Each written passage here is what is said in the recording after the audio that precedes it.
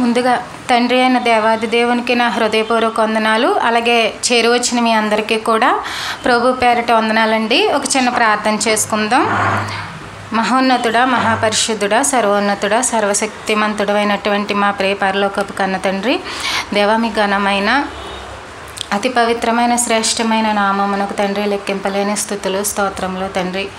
దేవ గడిచిన కాలం అంతటిలో కూడా మీరు ఎంతగానో మాకు కృప చూపిస్తూ తండ్రి మీ కాపుదలనిస్తూ నాయన తండ్రి మా సమస్యలన్నింటిలో కూడా దేవ మీరే పరిష్కారాన్ని చూపిస్తూ తండ్రి మా జీవితం సులువు మార్గంలో వెళ్ళడానికి ఎంతగానో సహాయం చేస్తున్న మీకు తండ్రి మీకు వందనాలు స్తుతులు స్తోత్రములు చెల్లించుకుంటున్నాం ప్రభువా. మరి పరిశుద్ధ దినాన మరి మీ సన్నిధిలో మేమందరం కూడా సమకూడి మిమ్మల్ని ఆరాధించుకునేటువంటి గొప్పదైన విలువైన భాగ్యాన్ని మాకు ఇచ్చారు. అందును బట్టి దేవా తండ్రి మీకు వందనాలు స్తుతులు స్తోత్రములు ప్రభువా. మరి వాతావరణాన్ని అనుకూలపరచండి తండ్రి. వాక్య సందేశంలోనికి వెళ్ళుచుండగా చెప్పుచున్న నాకు సమయోచితమైన జ్ఞానాన్ని ఇవ్వండి. మరి ముఖ్యంగా పరిశుద్ధాత్మ దేవుని సహాయాన్ని మెండుగా అనుగ్రహించండి ప్రభువా. మరి చేరువచ్చినటువంటి సంఘం అంతటినీ కూడా జ్ఞాపకం చేసుకోనండి దేవ. వారికి కూడా ఆత్మ సహాయంతో నింపి తండ్రి వారి హృదయాలు ఇక్కడ మాత్రమే కేంద్రీకరింపబడి మరి వెత్తబడుతున్నటువంటి ప్రతి మాట కూడా సూటిగా వారి హృదయంలో తండ్రి నాటబడి నూరంతలుగా ఫలించాలి. వారి జీవితాలలో ఎన్నో రకాల మేలులు ఆశీర్వాదాలతో నింపబడాలని తండ్రి వేడుకొని కోరుకుంటున్నాం తండ్రి దేవా. మరి పరిచర్య అంతటిలో కూడా తండ్రి మీరు చెప్పిన కోణంలో మాత్రమే మేము ఆలోచించడానికి కావలసినటువంటి జ్ఞానాన్ని గ్రహింపుగల మనస్సును మా అందరికీ దయచేయమని దేవ వేడుకుంటూ ఈ చిన్ని ప్రార్థన మా ప్రభువును మా రక్షకుడునైన యేసుక్రీస్తు వారి పేరిట అడిగి వేడుకుంటున్నాం పరమ తండ్రి, ఆమేన్. ఈరోజు డిసెంబర్ 1 తారీఖు కదా. మన అందరికీ కూడా డిసెంబర్ అనగానే గుర్తొచ్చేది క్రిస్మస్. అంటే క్రీస్తు పుట్టిన రోజు, క్రీస్తు ఈ లోకానికి వచ్చిన రోజు. కాబట్టి నేను ఈ నెల అంతా కూడా క్రీస్తు గురించే మాట్లాడతాను. అదే క్రీస్తు గురించి అంటే చాలా విషయాలు ఉన్నాయి. మళ్ళీ బోధల, స్వస్థతల, ఇంకా ఆయన బాల్యమా, శోధనల, ఇవన్నీ ఉన్నాయి. కానీ కేవలం పుట్టినరోజు దగ్గర సందర్భాలు మాత్రమే ఈ నెలలో ధ్యానిద్దాం. ఎందుకంటే ఇది సరైన సమయం కదా. మళ్ళీ ఈ విషయాలు మాట్లాడుకోవడానికి వేరొక సందర్భం వచ్చినప్పుడు సెట్ అవ్వదు. కాబట్టి నేను క్రిస్మస్ అయ్యేంత వరకు కూడా క్రిస్మస్ మెసేజ్లే, క్రీస్తు గురించే తెలుసుకుందాం.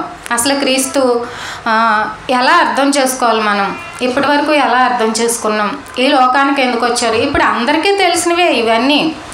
చాలా విషయాలు వినేశారు కదా. క్రిస్మస్ సందేశాలు ఎన్నో జరిగిపోయాయి, వినేసే ఉంటాము. కానీ ఇంకా ఉంటాయి. క్రీస్తు గూర్చిన జ్ఞానం ఎంతంట? అనంతమైనది. అంటే అంతము లేనిది. మనం తవ్వే కొలది, తెలుసుకునే కొలది క్రీస్తు, అసలు క్రీస్తే జ్ఞాన సంపద ఉన్నప్పుడు కొంత తెలుసుకుని ప్రభు గురించి తెలుసు అనుకోవడం మన అజ్ఞానం. కాబట్టి మొదటగా అదే మాటతో స్టార్ట్ చేసుకుని మన పాఠంలోనికి వెళ్దాం. లూకా సువార్త 1వ అధ్యాయం 30, 31, 32 చూడండి.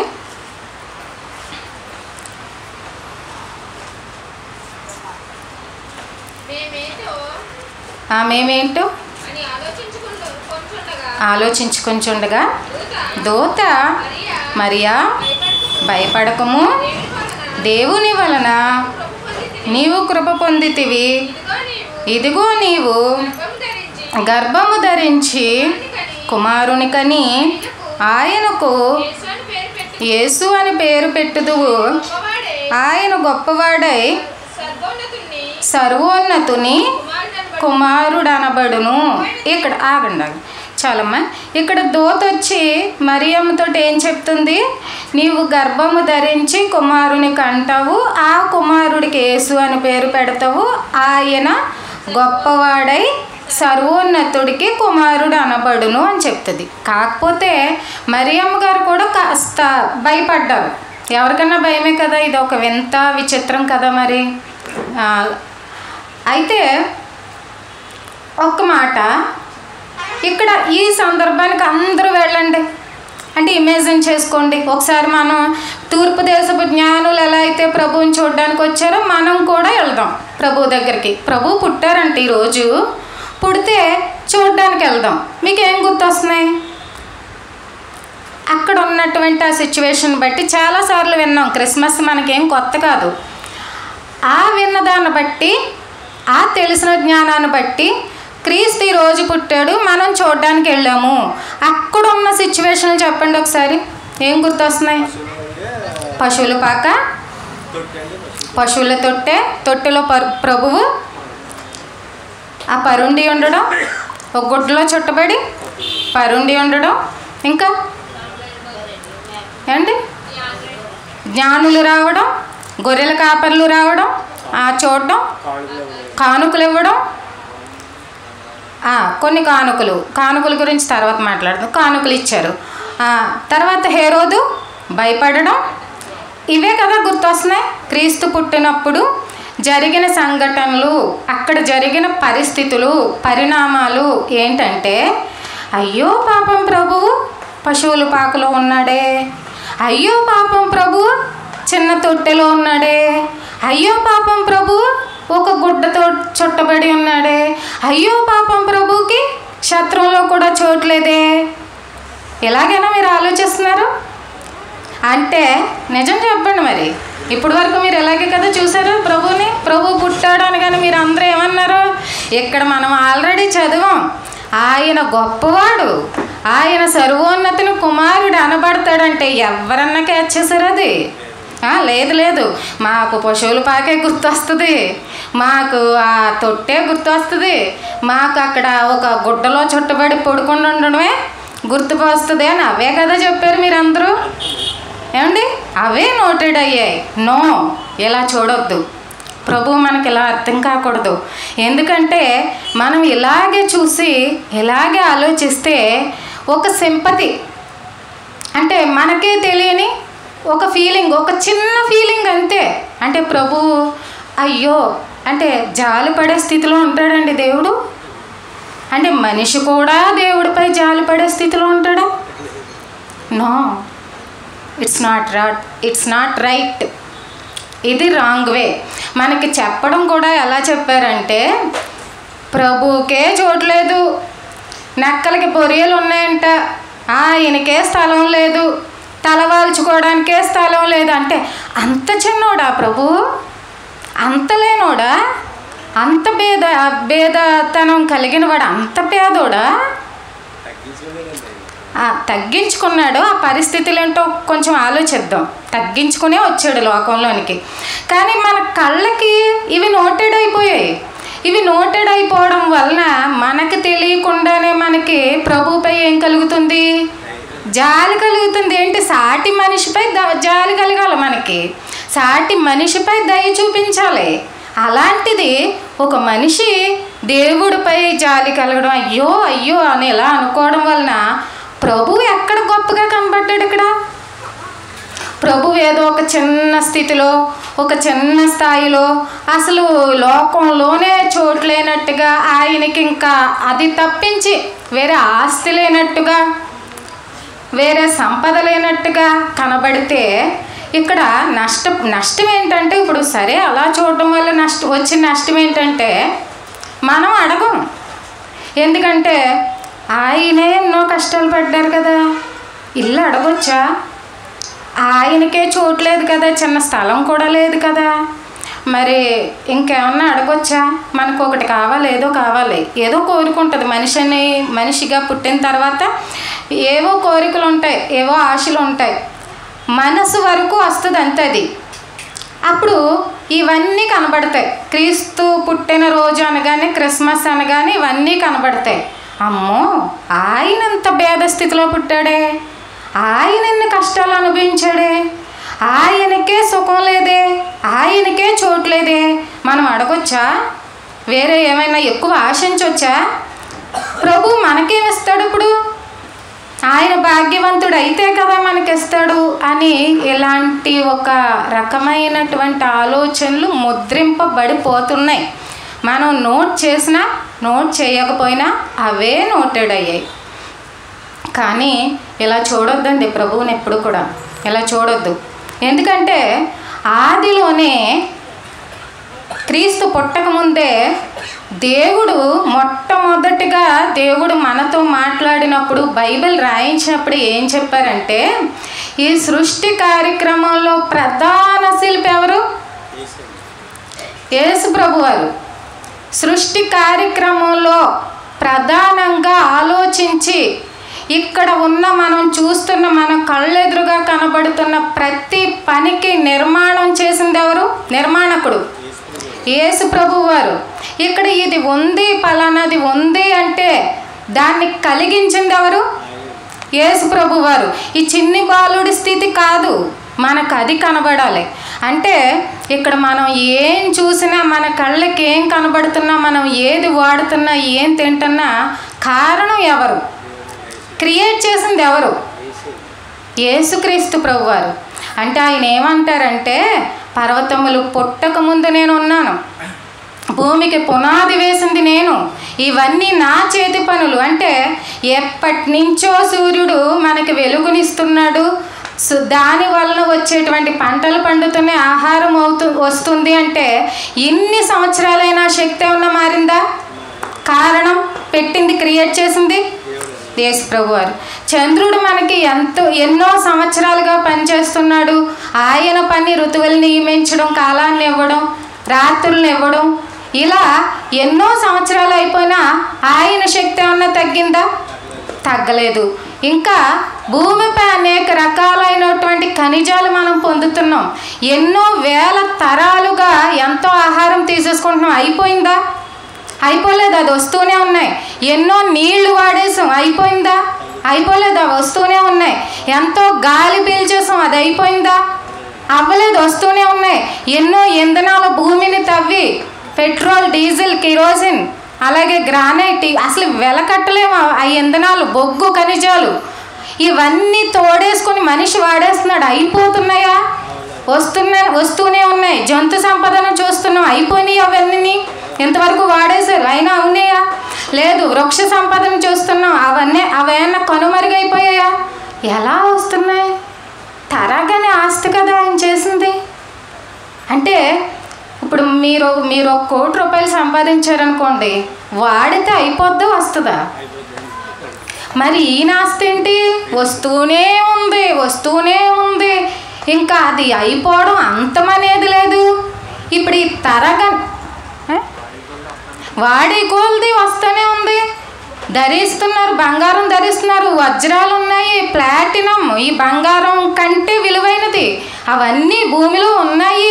మనిషి వాటిని తవ్వి తీస్తున్నాడంటే కారణం ఎవరు? యేసు ప్రభు. శిల్పి. ఇవన్నీ నిర్మించింది ఎవరు?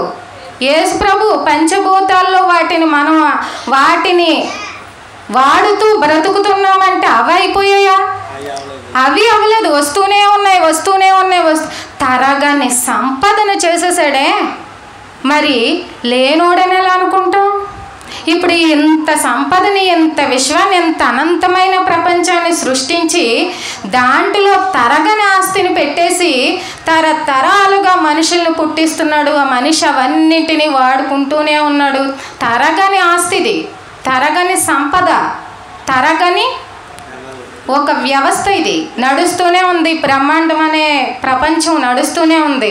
మరి ఇంత పెద్ద సృష్టిని చేసిన ప్రభువు చిన్నోడా గొప్పోడు. మరి మన మనసులో ముద్ర ఎలా ఉంది? చిన్నగా పడిందేంటి? ఆలోచించడం తప్పు. మనం అలా అర్థం చేసుకోకూడదు. క్రియేటర్. ఇప్పుడు ఈ ప్రభువుని పక్కన పెట్టి ఒక కోటీశ్వరుని తీసుకొచ్చి ఈయన కడుపులో అర్థమై ఏమన్నా అంటే అతను చిన్నోడవుతాడా, పెద్దోడవుతాడా? ప్రభువు దగ్గర చాలా చిన్నోడైపోతాడు. కోటీశ్వరుడు కూడా ఒక మిలియనీర్ తీసుకొచ్చి ప్రభువు పక్కన పెట్టి ఈయన ఇంట్లో పుట్టిద్దాం అని అనుకుంటే అతను చిన్నోడవుతాడా, పెద్దోడవుతాడా? నో, పెద్దోడు అవ్వడు, చిన్నోడే అవుతాడు. ఎందుకంటే ఇది పెద్ద, ఈ కోట్లకు అధిపతివేమో నువ్వు, కానీ ప్రభు ఎన్నింటికి అధిపతి? తరగని ఈ ప్రపంచానికి, ప్రపంచంలో ఉన్న నిధి నిక్షేపాలకి, ఇక్కడ పని చేస్తున్న ఈ పంచభూతాలకి విశ్వాన్ని నడిపిస్తున్నది ఆయనే, పుట్టించింది ఆయనే. అసలు అంతమే లేని ఈ సంపదకి ఆయన క్రియేటర్. ఇప్పుడు ఇదంతా చేసి మీకోసం అన్నాడు, నా కోసం అనలేదు. తన పిల్లలకి ఇవ్వడం కోసం అన్నాడు. ఇక్కడ కిటికీ ఏంటంటే ఆయనకు ఆశ లేదు, ఆయనకు అవసరం లేదు. ఇక్కడ ఎవరిని పెట్టినా ప్రభు ముందు చిన్నోడే అవుతాడు ఈ రకంగా ఆలోచిస్తే. ఎందుకంటే క్రియేట్ చేసింది ఆయన. ఇప్పుడు ఆయన ఆలోచన ఈ కోటీశ్వరుడి ఇంట్లో పుడితే బాగుంటుందా, ఆ ధనవంతుడి ఇంట్లో పుడితే బాగుంటుందా, ఈ మిలియనర్ ఇంట్లో పుడితే బాగుంటుందా అని కాదు. ఆయన ఆయన జీవితానికి ఒక లక్ష్యం ఉంది కదా, సర్వ మానవాళిని తన వారి వారి పాపాల నుంచి రక్షించడానికి. ఇప్పుడు ఆయన ఎంచుకున్న కేటగిరీ ఈ మన ఆలోచనల ప్రకారం డబ్బు అంచనాలో ఉండదు. ఎలా ఉంటుందంటే ఎవరి కుటుంబంలో అయితే తన సంకల్పం నెరవేరుతుంది. ఎందుకంటే ఆ లక్ష్యాన్ని నెరవేర్చి వెళ్ళిపోవాలి, ఇక్కడ అనుభవించడానికి రాలేదు. మనిషికి ఏమనిపిస్తుంది అంటే ఇక్కడ అనుభవిద్దాం, జీవితాన్ని ఆస్వాదిద్దాం అని కామన్గా ఉండొచ్చు. కానీ దైవత్వపు లక్షణం, దైవత్వపు గురి ఏంటంటే ఈ మనిషిని కాపాడాలి. ఈ లోకంలో ఉన్న ప్రతి మనిషి కూడా పాపం అనే బంధకంలో చుట్టబడి ఉన్నాడు కాబట్టి రక్షింపబడు. ఇప్పుడు మన ఆలోచన ప్రకారంగా ఒకవేళ అప్పటికున్న ప్రజల్లో గొప్పోడు ఎవరు అంటే హేరోదు అనుకోవచ్చు కదా, ఎందుకంటే రాజు, ధనవంతుడు, అధికారం కలిగిన వాడు.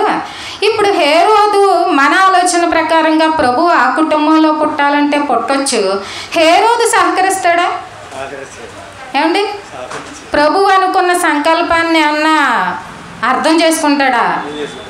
బాలుడు పుట్టాడు అంటేనే ఏం చేశాడు? పసిపిల్లలు, అక్కడ అమాయకులండి, ఆ పసిపిల్లల్ని చంపడానికి కూడా వెనకాడలేదు. అంటే క్వాలిఫికేషన్ ఇక్కడ మనం అనుకున్నట్టు కాదు, దేవుడు అనుకున్నట్టు పరిశుద్ధత కలిగిన కుటుంబం కావాలి, ఆయన చిత్తం నెరవేరే కుటుంబం కావాలి, ఆయన మాటకు లోబడే వాళ్ళు కావాలి. అప్పుడు ఆయన పని ముందుకెళ్తుంది. అలా వెతుకుతున్న సమయంలో ఒక మరియమ్మ కనబడింది. అలా వెతుకుతున్న సమయంలో ఒక యోసేపు కనబడ్డాడు. నిజంగా ఇది చాలా సాహసం అని చెప్పాలండి. ఎందుకంటే ఆ రోజుల్లో ఒక స్త్రీపై ఒక అవమానం, నింద పడితే ఏం చేయాలి? యూదులు రాళ్లతో కొట్టి చంపేయాలి. ఇప్పుడు దేవుడి నుంచి మాట వచ్చినప్పుడు మరి భయం కలగదా? లోకాన్ని ఎంతగా ఎదిరించి నిలబడాలి? మా మాట ఎవరు వింటారు? ఇది పరిశుద్ధాత్మ శక్తి వలన కలిగింది, నాకు దూత వచ్చి చెప్పాడు అంటే వినే లోకమా? అయినా సరే వారు లోబడ్డారు అంటే దేవుడి చిత్తాన్ని నెరవేర్చడానికి వీళ్ళు కూడా ప్రముఖమైన లేదు కీలకమైన పాత్రలుగా నియమింపబడ్డారు. వీళ్ళు ఉంటారు. యోసేపు నువ్వు భయపడకు అని దూత వచ్చి చెప్పినప్పుడు ఈయనైతే వింటాడు, ఈయన అర్థం చేసుకుంటాడు. ఎందుకంటే ఆయన కూడా చాలా నీతిమంతుడు. ఇలాంటి వాళ్ళు కదా కావాలి, అలాంటి వాళ్ళు కాదు. ఇలాంటి వాళ్ళు అయితే ఈ పని, ఈ చిత్తం, ఈ సంకల్పం నెరవేరడానికి వీలవుతుంది. అలా అని ప్రభు దగ్గరకు వచ్చిన వాళ్ళని నేను గొప్పోళ్ళని చెయ్యను అనలేదండి, చేస్తారు.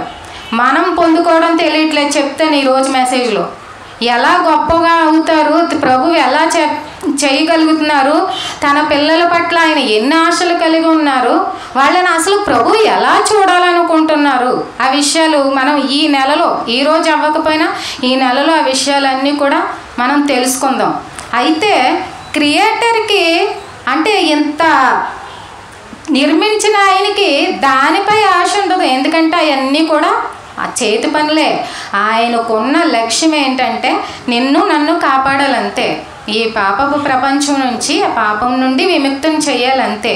దానికి అనుకూలమైన మనుషులు ఎవరు, అనుకూలమైన కుటుంబం ఏంటి, ఆ సంకల్పం నెరవేరే విధంగా వీళ్ళు నీతికి నిలబడాలి. దుర్మార్గంగా ప్రవర్తిస్తే అర్హులు కాదు, మళ్ళీ వాళ్ళు అర్హత సంపాదించలేరు వాళ్ళు ప్రభువు రావడానికి. కాబట్టి చూడండి, అది జననానికే కాదు, ఒక పని ఇవ్వాలన్నా నమ్మకమైన వాడు ఎవరు, ఉన్నాడా లేనోడా అని చూడరు, నమ్మకంగా నిలబడేది ఎవరు, చివరి వరకు దాన్ని కాపాడేది ఎవరు, స్థిరంగా ఉండేది ఎవరు, నమ్మకంగా చేసేదెవరు? సమర్థవంతంగా చేసేదెవరు? నిర్లక్ష్యం చేయకుండా నిలబడేది ఎవరు? ప్రతికూల పరిస్థితుల్లో కూడా పక్కన పెట్టకుండా ఉండేది ఎవరు మాత్రమే, ఈ క్వాలిఫికేషన్స్ మాత్రమే చూస్తారు. కానీ మనకున్న రీతిలో, మనం అనుకున్న కోణంలో ఆయన ఆలోచించరు. కాబట్టి దేవుడు మాట అనగానే ఆయన పర్సెప్షన్లోకి వెళ్ళి మనం ఆలోచించాలి. సరే, ఇంకా ఎలా గొప్పవాడు? ఎందుకని ఇంకా ఎలా గొప్పవాడు? ఎలా చూసాం కదా ఒక విషయంలో. ఇంకా ఎలా గొప్పవాడు? ఒకసారి ఆదికాండం 4వ అధ్యాయం 13.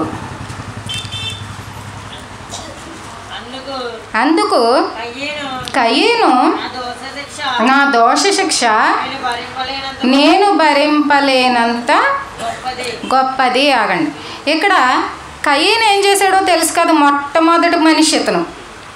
మొట్టమొదటి మనిషి అంటే ఆదాము అవ్వల తర్వాత గర్భఫలం ఇది. ఆ కయీను ఏం చేశాడో తెలుసు కదా, హత్య చేశాడు, తమ్ముడిని చంపేశాడు. తమ్ముడిని చంపేయడం వలన దోష శిక్ష భరింపలేనంత గొప్పది. గొప్పది అంటే పొగుడుతున్నాడని కాదండి, మంచిలో గొప్ప కాదు, ఇది చెడ్డలో గొప్ప. అంటే భరించలేనంత గొప్పది అంటే ఏదో ఆవేశం మీద ఏదో పగ పెట్టుకొని హత్య అయితే చేసేసాడు. కానీ ఇప్పుడు ఆ శిక్ష అలాంటిది వచ్చింది ఈయనకి, మరణం. ఏ మరణం? రెండో మరణానికి వెళ్ళిపోయాడు. ఎందుకని మరి అది గొప్పదా అంటే పెద్దదా కాదా? అది శిక్ష భరించలేనంత గొప్ప పెద్దదే కదా. అంటే ఆనాడు మొదలైన ఆ దోషం వాళ్ళు కూడా, ఇప్పుడు ఆదాము అవ్వలు కూడా చాలా ఈజీగా తినేశారు. పండు తినొద్దు అని చెప్పారండి, అది పెద్ద కష్టమేం కాదనుకోండి పాటించడం. అయినప్పటికీ చాలా ఈజీగా చేసేసారు. ఇప్పుడు వచ్చిన శిక్ష అలాంటిది, మరణ శిక్ష. ఇప్పుడు రెండో మరణానికి వెళ్ళిపోయారు. ఆ మనిషికి తెలియట్లేదు, అది చేసినప్పుడు చాలా సులువుగానే వెళ్ళిపోతున్నాడు అందులోనికి. కానీ తెచ్చేసుకున్నది ఎంత శిక్ష? చాలా గొప్పదనమాట. గొప్పదంటే పెద్దది, ఎవ్వరూ తీయలేనంత పెద్దది, ఎవ్వరూ తీయడానికి వీలు లేనంత గొప్పదైపోయి కూర్చుంది. ఇప్పుడు శిక్ష పెద్దదైపోయింది. అంటే ఒకటి పాపం గొప్పది ఇప్పుడు, అంటే తీయలేరు, ఎవరి వల్ల కాదు. ఆ మొదటి మనిషి నుంచి ఈ ప్రభు వచ్చేంత వరకు అందరూ దాంట్లోకి వెళ్ళిపోయారు, కానీ వెనక్కి రాలేకపోయారు. ఇంకొకటి ఇదొకటి. తర్వాత ఇంకొకటి, అదే ఆదికాండం 6:5 చూడండి.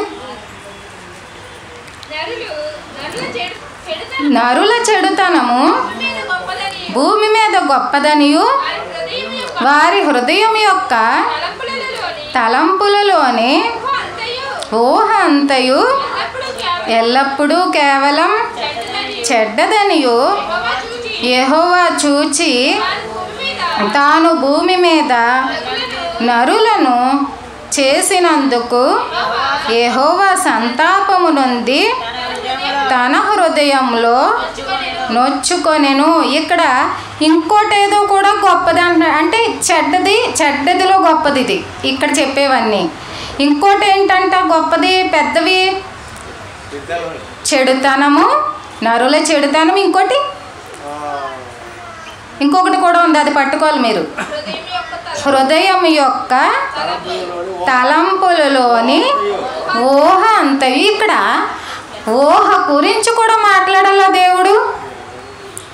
ఏమండి, ఇప్పుడు చెడ్డ మాట పలిగేశారు అనుకోండి, నువ్వు తప్పు మాట్లాడావు అంటాడు మనిషి. అయితే మాట్లాడేసాక ఇప్పుడు మనిషి అలా కూర్చుని ఉన్నాడు, అతని హృదయంలో ఏం ఆలోచిస్తున్నాడు? ఊహ అంటే ఆలోచన అనొచ్చా? అంతే కదా. ఇప్పుడు అతని హృదయంలో ఏం ఆలోచిస్తున్నాడో, ఏం ఊహించుకుంటున్నాడో, అదే అండి, ఏం తలంపులు కలిగి ఉన్నాడో అవి ఎక్కడికి వెళ్తున్నాయి? గుర్తించండి, ఎక్కడికి వెళ్తున్నాయి అవి?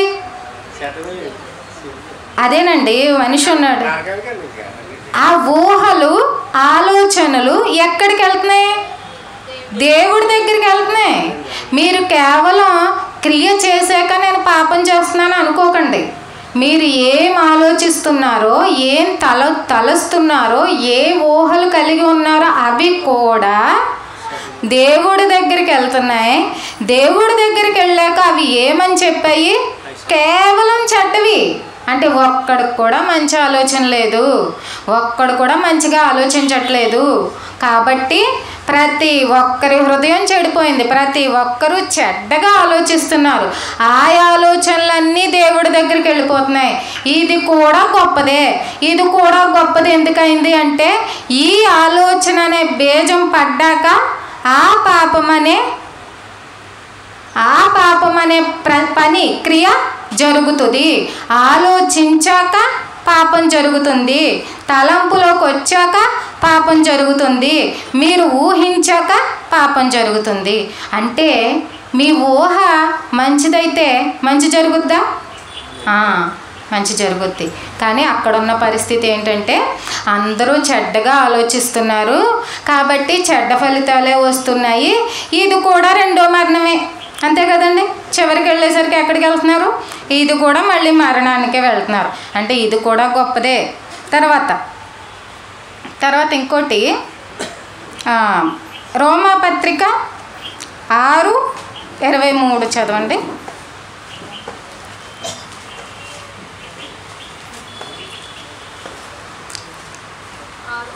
23.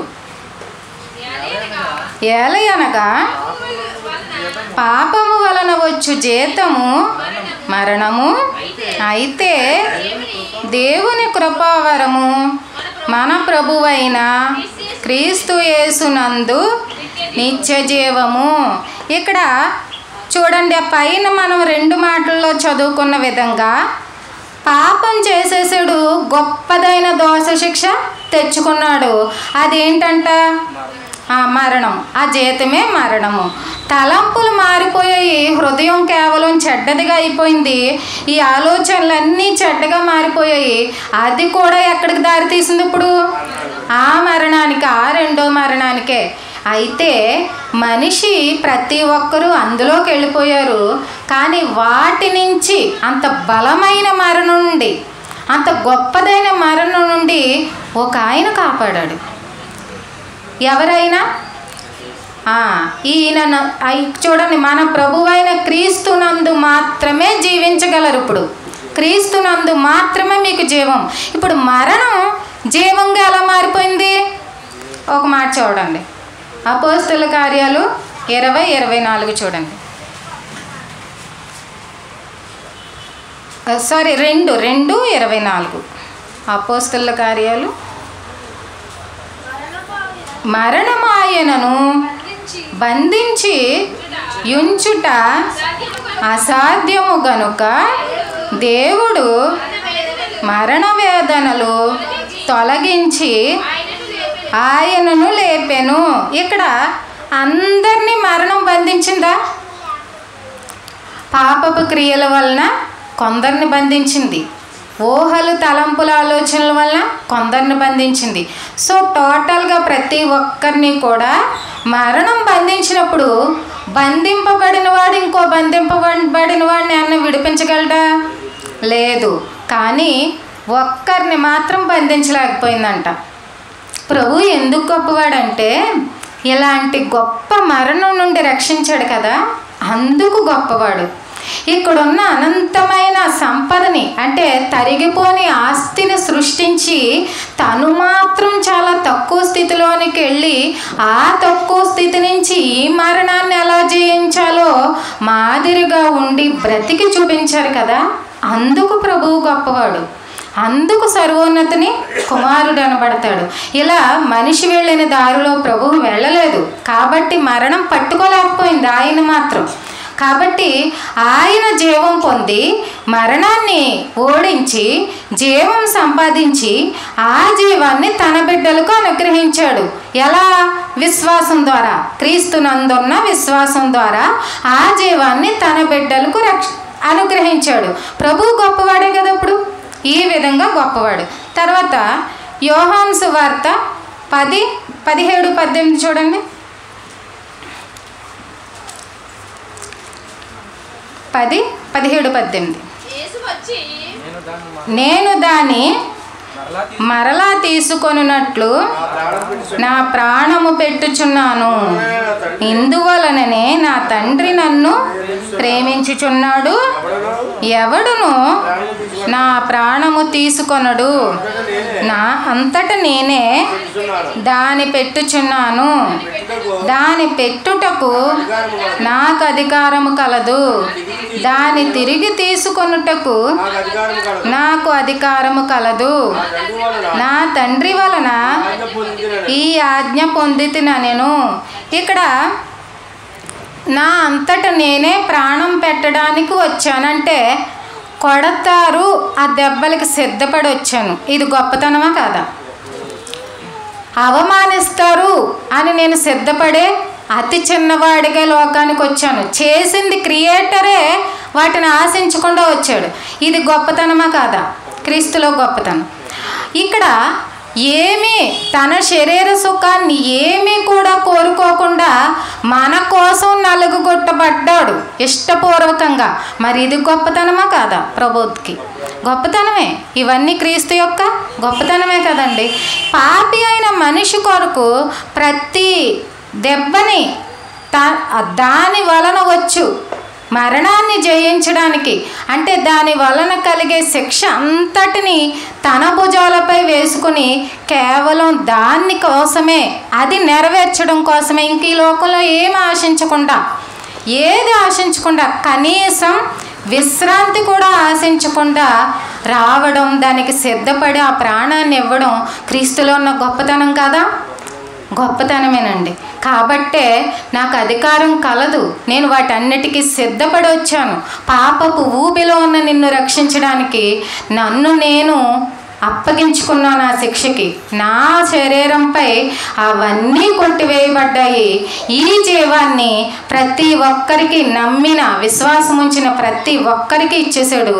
ఇది క్రీస్తులోని గొప్పతనం.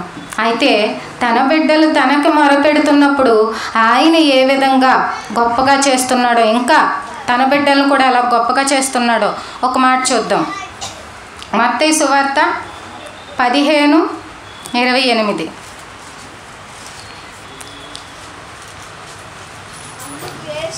అందుకు యేసు, అమ్మా నీ విశ్వాసము గొప్పది, నీవు కోరినట్లే నీకు అవునుగాక అని ఆమెతో చెప్పెను. ఆ గడియలోనే ఆమె కుమార్తె స్వస్థత నొందెను. ఇక్కడ ఒక కనానీయురాలైన ఒక స్త్రీ వచ్చి తన కుమార్తెకు దెయ్యం పడితే ప్రభువా రక్షించవా, ప్రభువా సహాయం చేయవంటే ఆయన పట్టించుకోడండి. ఇక్కడ మనకు ఒకటి చెప్తున్నాడు. పట్టించుకోవడం అంటే పట్టించుకోలేని వాడు ప్రభు అని కాదు, మనకేదో చెప్తున్నాడు ఇక్కడ. పట్టించుకోకపోతే శిష్యులు కూడా అంటారు, చాలాసార్లు ఆమె వెంబడిస్తుంది కదా, ఎందుకు ఆమెను ఒక మాట కూడా నువ్వేం చెప్పట్లేదు, ఆమెతో మాట్లాడట్లేదు అని శిష్యులు కూడా అంటే ప్రభువు ఏమంటారు, నేను నశించిపోయిన ఇశ్రాయేలుల వద్దకే వచ్చాను కానీ వీళ్ళ కోసం కాదు అని చెప్తాడు. అంటే ఈమె మరి అన్యురాలు కదా, ఇశ్రాయేలురాలు కాదు, వాళ్ళకే చేస్తాను కానీ ఈమెకు చెయ్యను అని చెప్తారు ఇండైరెక్ట్గా. కానీ చెయ్యని వాడు కాదు ప్రభు. అయితే ఆమె ఏం చేస్తుంది, మళ్ళీ కోప్పడుతుందా, కుక్క పిల్లలు అన్నట్టుగా చెప్తారు కదా, అప్పుడేం చేస్తుంది, నిజమే ప్రభువా, కుక్క పిల్లలు కూడా పోనీ యజమాని విడిచేస్తే బల్ల మీద పడి రొట్టె మొక్కలు తింటాయి కదా, అలాగైనా ఇవ్వు, అలాగైనా అంటే దీనత్వంతో ఆమె అడగడానికి చూస్తున్నాం. మనం ఏం చేస్తాం తెలుసా, మనకి ఎందుకు ప్రార్థనకి ఫలితాలు రావట్లేదు అని చెప్పనండి ఒక సీక్రెట్ మీకు. మనం ఏం చేస్తాం తెలుసా, ప్రాబ్లం ఎక్కువగా వచ్చినప్పుడు, ఈమెకైతే ఆమె కుమార్తెకి దెయ్యం పట్టిందండి ఏమండి, మనకి వేరే వేరే ఉన్నాయి, మనకేవో ఉన్నాయి, బట్ అందులో స్వార్థం ఉండకూడదు, ముందే చెప్తున్నాను. మళ్ళీ అది మనకే శాపంగా వస్తుంది.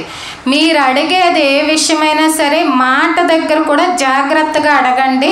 అందులో ఇంకొకరిని విమర్శించే పని ఉండకూడదు, ఇంకొకరిని బ్లేమ్ చేసే విధంగా ఉండకూడదు. కేవలం మీరు బాగుండాలి, మీ కుటుంబం బాగుండాలి, లేదా ఇంకేం కోరుతున్నారో అవి మాత్రమే ఉండాలి. ఎటువంటి అలాగే ఒకరితో పోలుస్తూ మాట్లాడకూడదు. మనం శుంకరి పరిచయుడు ప్రార్థన తెలుసు కదా, దేవుడు ఎవరిది విన్నాడు? బ్లేమ్ చేసిన వాళ్ళది వినలేదు. ఇదిగో ఇలా లేను, అదిగో ఆమెలా లేను, అలా అసలు ఆ ఆలోచన మనకు ఉండకూడదు. అది తీసేయండి, మనకు మంచిది కాదు. దీవెన రాకుండా అడ్డుకునే దాంట్లో అదొకటి. ఇక్కడ ఈమె ఏం చేస్తుందంటే, ప్రభు నాకు ఇలా సహాయం కావాలి అని అడిగిన వెంటనే ప్రభు ఏం స్పందించలేదు. నేను నీకు చెయ్యను అన్నట్టుగా, నేను ఇశ్రాయేలులకే చేయడానికి వచ్చాను అన్నట్టుగా చెప్పారు. ఇక్కడ మనం ఏం చేస్తామో తెలుసా అండి, ఎక్కువ సమస్య వచ్చినప్పుడు బాధపడినప్పుడు గట్టిగా అన్నాళ్ళు చేస్తారు, అదే వచ్చింది, ఒక 2-3 రోజులు చేస్తారు. తర్వాత అది కొద్దిగా ఏదో అలవాటు అయిపోవడము, లేదా పక్కన వాళ్ళకి చెప్పేస్తారు. అలా చెప్పకండి, ఎందుకంటే మనల్ని లోకుగా చులకనగా చూస్తారు తప్పితే ఏ సహాయం రాదు. మీకు తెలుసు ఆ విషయాలు. కొన్ని మీ మనసులోనే ఉంచుకోండి. ఒక వారం రోజులు చేస్తారండి గట్టిగాని, ఏడు చేస్తారు, నాకు ఇది జరిగిపోవాలంటారు. వెయిట్ చేయలేము మనం, ఎక్కువగా వెయిట్ చేయలేము. కానీ ఈమె పదే అడిగిందంట, పదే నాకు సహాయం. ఇప్పుడు సహాయం వస్తుందని తెలుసా మనకి? ప్రభు కనికరిస్తాడని తెలుసా? ప్రభువు అందరినీ ఆ గొప్ప మరణం నుండే, అట్టి ఎవరూ తీయలేని మరణం నుండే రక్షించాడు. మనకి ఈ బీజాలు పడాలి. అసలు ముందు గొప్పగా ఆయన్ని చూడాలి. మనం గొప్పగా ఆయన్ని చూసినప్పుడు గొప్ప విషయాలు ఏంటో మనకు అర్థమైనప్పుడు అడగడం ప్రారంభిస్తాం. పట్టుదలగా 3 రోజులు చెయ్యం, ఆ తర్వాత వదిలేస్తాం, నిర్లక్ష్యం చేసేస్తాం. పట్టుదలగా ఒక 10 వారాలు రాము సన్నిధికి, చిన్న పని ఉంటే మానేస్తాం. మరి ప్రభువు నీకు ఎందుకు చేయాలి? నీకోసం ఎందుకు ఆయన చర్య తీసుకోవాలి? మరి నీకే నువ్వు నమ్మకంగా చేయట్లేదు, కొనసాగించట్లేదు, ఆలస్యం అయిపోయింది, నన్ను పట్టించుకోవట్లేదేమో అని నీకే నువ్వు డ్రాప్ అయిపోతున్నావు. మరి ప్రభు ఎందుకు ముందుకు రావాలి? ఒక అడుగు నువ్వు వెయ్యాలి కదా. అది సమాధానం వచ్చేంత వరకు, ఆ సమయం వచ్చేంత వరకు, ఆ ఫలం పొందుకునేంత వరకు నీకేది పట్టు? ఇక్కడ అదే నేర్పిస్తున్నాడు.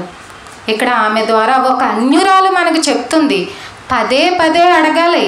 మీ ప్రార్థనలో మీకు ఏవైతే ఉన్నాయో పదే అడగాలి. పక్కన వాళ్ళని విమర్శించొద్దు, ఎవరి జీవితాల గురించి మీరు ఆలోచించొద్దు. వాళ్ళే చేయగలిగింది నేను చేస్తే తప్పేంటి అని మీరు అనుకోవద్దు. పదే మీరు ప్రార్థిస్తూ ఉండాలి. ఆ పలికే మాట స్పష్టంగా ఉండాలి.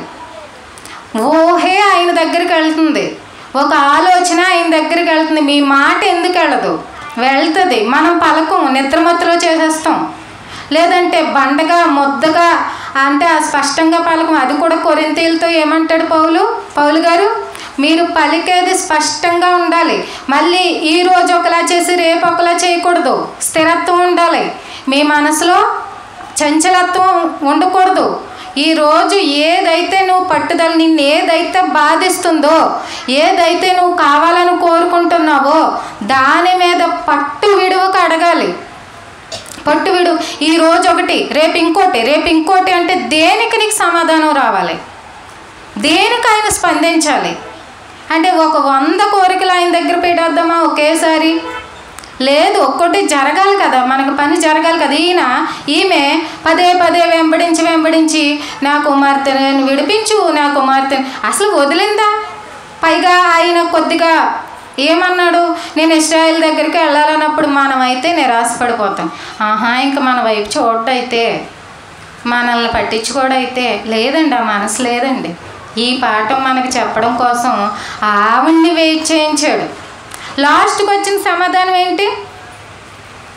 ఆమెతో ఏమన్నాడు? నీ విశ్వాసం గొప్పది, ఎందుకంటే పట్టు వదలకు అడుగుతున్నావు, ప్రార్థిస్తున్నావు, ప్రార్థనలో న్యాయం ఉంది, నిజాయితీ ఉంది, నీకు పొందే హక్కు ఉందనాలే ప్రభు, నీకు పొందే అర్హత ఉంది, నీకు నేను ఇస్తాను, నీకు నేను ఇవ్వగలిగే అంత స్టేటస్లో, అంత హోదాలో నువ్వు ఉన్నావు అని ప్రభు కోరాలి. అంటే మీరు మానేయకండి. వదిలేసినోడికి రావు, పట్టుకున్నోడికే వస్తాయి. అప్పుడు ఆ ప్రభు ఏమన్నాడు? అందుకేసు అమ్మా నీ విశ్వాసం గొప్పది, నీవు కోరినట్లే నీకు అవునుగాక. ఇప్పుడు కూడా మీరు కోరుకోండి, మీరు కోరినట్లే మీకు అవునుగాక. ఒకసారి చేయొద్దు, 2 సార్లు చేయొద్దు, ప్రతిరోజు చేయండి. ఉదయకాల ప్రార్థనలో, రాత్రికాల ప్రార్థన పలకండి, మాటల్ని స్పష్టంగా పలకండి. ఎందుకంటే ఊహే దేవుడికి తెలిసిపోతుంది కదా. ఈ స్పష్టంగా ఒక స్థిరమైన మనసుతో, ఒక దృఢమైన మనసుతో పలకండి.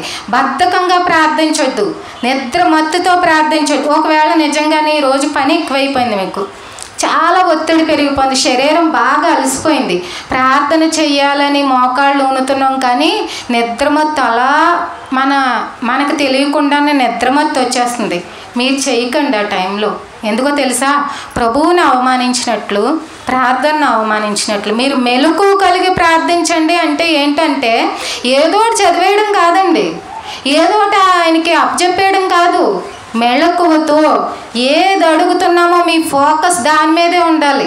మీరు అదే చూడాలి, అది జరుగుతుంది, నాకు ఖచ్చితంగా దేవుడు నాకు అనుగ్రహిస్తాడు అంటే ఇప్పుడు అన్యాయస్తుడైన యజమాని ఏమన్నాడు, అబ్బా విసిగించేస్తున్నావు పదే వచ్చి, సరే నీ తీర్పు, నీ వాదన ఏదో వాదిస్తాలే అని ఆయనే అన్నప్పుడు, ఇక్కడ ప్రభువు దయామయుడు, కరుణా సంపన్నుడు, కనికర హృదయం కలిగిన వాడు, ఎందుకు పట్టించుకోడండి?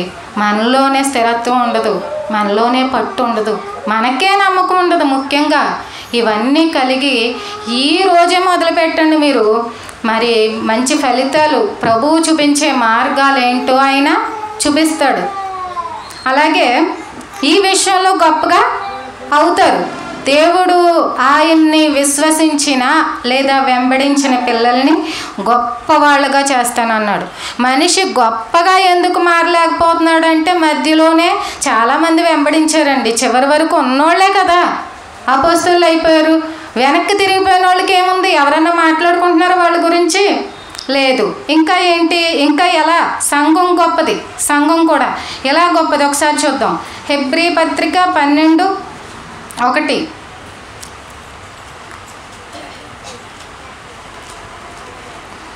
హెబ్రీ పత్రిక 12:1. ఇంత గొప్ప సాక్షి సమూహము మేఘము వలె మనల్ని ఆవరించి ఉన్నందున మనము కూడా ప్రతి భారమును సులువుగా చిక్కులుపెట్టు పాపమును విడిచిపెట్టి విశ్వాసమునకు కర్తయు దానిని కొనసాగించువాడునైనా యేసువైపు చూచుచు మన ఎదుట ఉంచబడిన పందెములో ఓపికతో పరిగెత్తుదుము. ఇక్కడ సాక్షి సమూహం అనగానే ఎవరైతే మరణంలో నుండి విడిపింపబడి, ఎలాగా? క్రీస్తు ద్వారా, క్రీస్తుపై ఉన్న విశ్వాసం ద్వారా ఆ గొప్పదైన రెండో మరణం బంధించింది కదా, ఆ మరణం నుండి విడిపించబడి, ఆ పాపం నుండి విడిపింపబడి, ఇప్పుడు ప్రభువును చూస్తూ, ప్రభువు యొక్క మాదిరికరమైన జీవితాన్ని చూస్తూ నిత్య జీవానికి వారసులైపోయారే, వాళ్ళందరూ గొప్పవాళ్ళు. వాళ్ళందరూ ఎక్కడుంటారు? ఎక్కడుండగా సంఘంలో ఉంటారు. అంటే సంఘం కూడా గొప్పది. ఎందుకంటే సంఘానికి శిరస్సు క్రీస్తు. క్రీస్తు శిరస్సు అయి ఉన్నప్పుడు ఆ యొక్క అవయవాలు, క్రీస్తుకు అవయవమైనటువంటి సంఘం కూడా గొప్పదే. ఎందుకంటే రెండో మరణానికి వెళ్ళదు. ఏది కావాలంటే అది ఇచ్చే, అనుగ్రహించే ప్రభు ఉన్నాడు. వీరు పట్టుదలగా అడిగినప్పుడు గొప్పవారినిగా చేసే ప్రభు ఉన్నాడు. అనేక జనములకు తండ్రిగా నేను నియమిస్తానని ఒకళ్ళ ఆశీర్వాదం పొందుకున్నారు. ఒక రాజుగా నియమిస్తానని ఒకళ్ళ ఆశీర్వాదం పొందుకున్నారు. వెల కట్టలేని ఐశ్వర్యానికి ఆశీర్వాదంగా ఇంకొకరు పొందుకున్నారు. వీళ్ళందరూ ఎలా పొందుకున్నారు? అనంత చంచలం లేని మనస్సు, ఒక స్థిరమైన విశ్వాసం, నాకు ఖచ్చితంగా ప్రభువు నుంచి నేను పొందుకుంటాను అనేటువంటి గొప్ప నమ్మకం, పట్టువదలని ప్రార్థన, ఇవి మనకి కూడా ఉన్నట్లయితే మీరేం కోరుతున్నారో మాటలు మార్చకుండా కరెక్ట్గా దేవుడి ఎదుట పెట్టండి. మీ నోటితో పలకండి ఆ మాటల్ని. అవి ఎక్కడికి వెళ్ళిపోవాలంటే దేవుడి సన్నిధికి వెళ్ళిపోవాలి. దేవుడు కదిలి రావాలి వీళ్ళ దగ్గరికి. వీళ్ళ ప్రార్థనా జీవితాన్ని చూసి, వీళ్ళ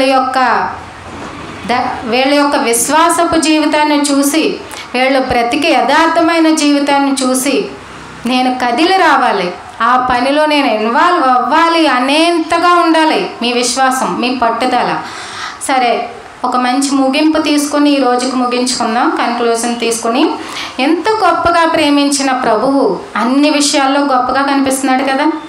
ధనవంతుడా కాదా, ఇప్పుడు భాగ్యవంతుడా కాదా, సమస్యల నుంచి విడిపించగలడా లేదా, మరణం నుండి విడిపించగలడా లేదా, మీరు కోరినది మీకు ఇవ్వగలడా లేదా. మీరు ఇవ్వగలడు అనే స్టాండ్ పైనే ఉండాలి. నేను పొందుకోగలను ప్రభువు దగ్గర నుంచి అని. ఇన్ని రకాలుగా ఉన్నటువంటి ప్రభువు, ఇన్ని రకాలుగా గొప్పవాడైనటువంటి ప్రభువు ఏ కుటుంబంలో పుడితేనేంటండి, ఆయన ఎంచుకున్నది పరిశుద్ధత, యథార్థత, నిజాయితీ, స్వచ్ఛమైన మనసు, యథార్థంతో కూడిన జీవితాలు ఎక్కడుంటాయో, నిర్మలంగా బ్రతికే కుటుంబాలు, మనుషులు ఎక్కడుంటారో ఆ కుటుంబాన్ని ఎంచుకొని వచ్చారు, పుట్టారు. అయితే రాజు ఎక్కడైనా రాజే కదా. ఆ రాజు పుట్టాడు కాబట్టి నిజానికి ఆ ఇల్లు ఫేమస్ అయిపోయింది. ఇప్పుడు ప్రభువే పుట్టకపోతే మరియమ్మ గురించి మాట్లాడతాం మనం, యోసేపు గురించి మాట్లాడతామా? ఆ రాజు గొప్పవాడు కాబట్టే ఎక్కడో ఉన్న ప్రజలు అంటే తూర్పు దేశంలో ఉన్న జ్ఞానులు చూడడానికి కదిలి వచ్చారు ఆ ఇంటికి. అంటే ఆ ఇల్లు ఎంత ప్రసిద్ధి చెందింది. ఇప్పుడు ప్రభు వచ్చాక ఆ ఇంటికి వెలుగు వచ్చింది, అవునా కదా. మనం ఇలా ఎందుకు ఆలోచించకూడదు? ఎక్కడో ఉన్న రాజుకి నిద్ర ఎందుకు పట్టలేదు ఈ చిన్ని బాలుడు పుడితే? అంటే తన పదవి పోతుందనా? అంటే ఒక రాజు కుదురుగా బ్రతకలేకపోయాడు, కదిలించేశాడు ప్రభు పుట్టినప్పుడే. ఎక్కడో ఉన్నటువంటి అప్పటి వరకు మామూలుగా ఉన్న ప్రకృతిలో ఒక నక్షత్రం పుట్టింది. ఆ నక్షత్రమే దారి చూపిస్తూ తీసుకొచ్చి, ఎవ్వరు పుట్టినప్పుడైనా ఆకాశంలో ఈ మార్పులు జరిగాయేంటి? ఎవరికైనా ఒక నక్షత్రం పుట్టి అంటే పని కట్టుకుని లోకానికి రాజు వచ్చాడని చెప్పారా? దాన్ని పట్టుకొని వెళ్ళొచ్చారు. పైగా వాళ్ళు తెచ్చిన కానుకల్లో ఏముంది? బంగారం. ఎవరికి ఇస్తారండి? చిన్న చిన్న వాళ్ళకి ఇస్తారా? పెద్ద పెద్ద రాజులకి ఇస్తారు. అంటే ప్రభువు పుట్టుకతో రాజు, ప్రభువు పుట్టుకతో విశ్వంలో మార్పులు తెచ్చిన క్రియేటర్, ప్రభువు ఒక రాజుకి నిద్ర పట్టకుండా చేసిన శాశ్వతమైన రాజు. అంటే ప్రభు ఎక్కడున్నా గొప్పవాడే. అక్కడ ఆ ఇల్లు చూడకండి, ప్రభువుకున్న గొప్పతనాన్ని చూడండి. ఆయన్ని ఒక క్రియేటర్గా చూడండి. ఆయన ఎంచుకోవడంలో ఇక్కడ దేన్ని ఎంచుకున్నా, ఎవరిని ఎంచుకున్నా ఆయన పక్కన చిన్నదే అవుతుంది. ఎందుకంటే చేసింది ఆయన, తరిగిపోని సంపదలు చేసింది ఆయన. ఇందులో కొంచెం తీసి ఇదైతే నీకు సరిపోనేమో కదా ప్రభువా, కనీసం దీంట్లో కూడా పుట్టలేకపోయేవేంటి, ఉండలేకపోయేవేంటి అంటే ఆయనకు అది అవసరం లేదు. తన లక్ష్యం వేరు, తన గురి వేరు. ఆ గురి మనమే, మనల్ని రక్షించడానికే వచ్చారు. కాబట్టి ఆ మార్గానికి వీలైన మార్గంలో ఆ క్వాలిఫికేషన్ ఉన్న వ్యక్తుల యొక్క కుటుంబం వాళ్ళు పేద అని చూడరు. ఇంకా ఆ సంకల్పం నెరవేరాలంతే, ఆ చిత్తం నెరవేరాలంతే. కాబట్టి ఈయన పుట్టడం వలన ఆ ఇంటికి వెలుగు వచ్చింది. ఈయన పుట్టడం వలన ఆ ఇంటికి రక్షణ వచ్చింది, ప్రపంచానికే రక్షణ వచ్చింది. కాబట్టి ఈయన మన మనసులో పుట్టడం వలన మనందరం కూడా రక్షింపబడ్డాం. సో ఫైనల్గా మన ప్రభువు గొప్పవాడు. చిన్న ప్రార్థన చేసుకుందాం. మహాపరిశుద్ధుడా, మహోన్నతుడా, సర్వోన్నతుడా, సర్వసృష్టికర్తమైనటువంటి మా ప్రియ పరలోకపు కన్న తండ్రి, దేవా మీ ఘనమైన అతి పవిత్రమైన శ్రేష్టమైన నామమునకు తండ్రి వందనాలు, స్తుతులు, స్తోత్రములు. దేవా ఎంతవరకు తండ్రి మీ మాటలు ఆలోచించుకోవడానికి మాకు ఇచ్చినటువంటి ఆత్మ సహాయాన్ని, సమయోచితమైనటువంటి జ్ఞానపు మాటలు మాకు అందించినందుకు తండ్రి మీకు వందనాలు, స్తుతులు, స్తోత్రములు. దేవా నిజమే ప్రభు అన్ని విషయాల్లో చాలా గొప్పవాడు తండ్రి.